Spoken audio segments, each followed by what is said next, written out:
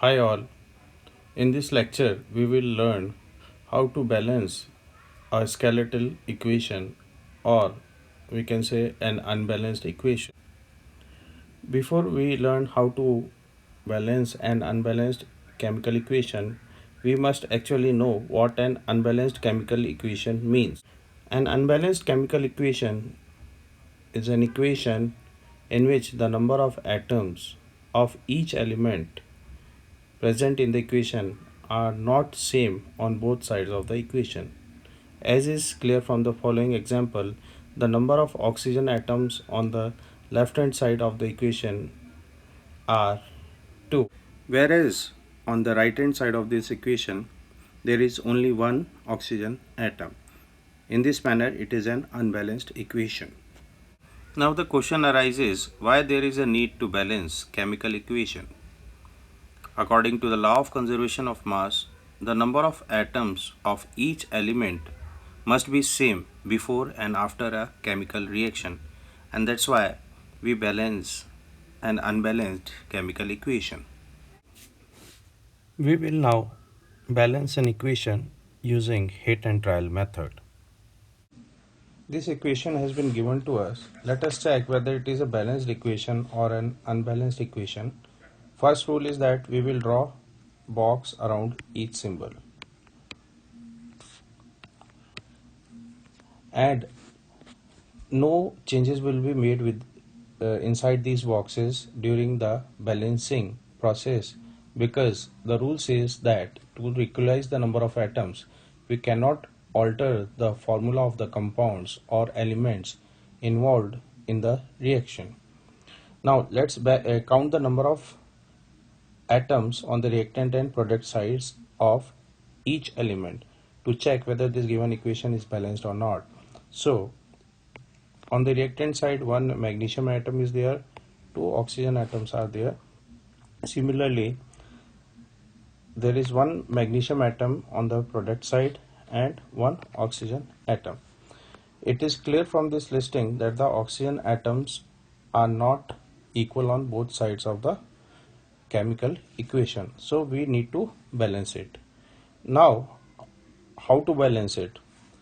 The next step would be, we will count the number of atoms within each box. So here one atom is there of magnesium, two atoms of oxygen, and here one atom of magnesium is there and one atom of oxygen is there. So in all, two atoms are there. Now the rule says that I have to choose that box that contains the maximum number of atoms. But here we have a situation that both oxygen and MgO, they are having the same number of atoms, so I can choose any one of the reactant or product. So I'm going for oxygen. Now I'll try to balance the oxygen atoms.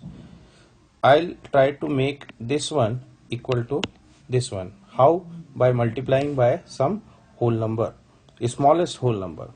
So in this case, the smallest whole number that will make it equal to the reactant side is 2. So I have multiplied it by 2, and the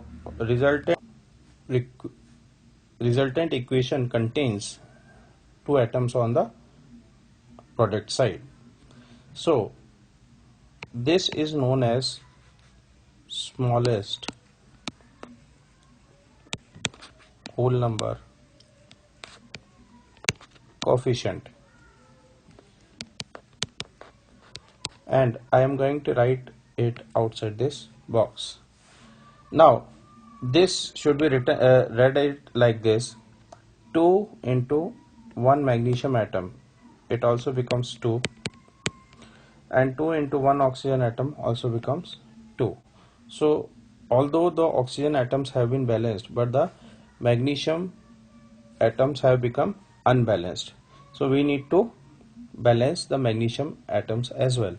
Now as you can see, if I multiply one magnesium atom on the reactant side by 2, the number of magnesium atoms will also become 2 on the reactant side.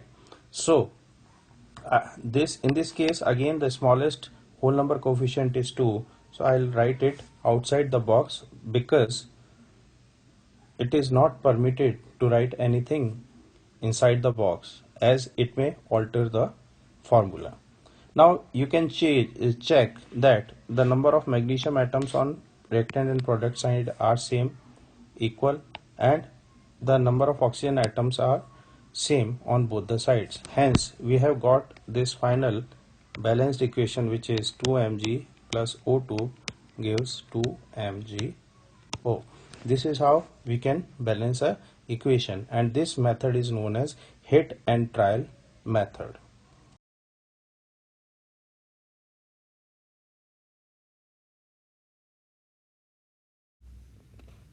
Thank you.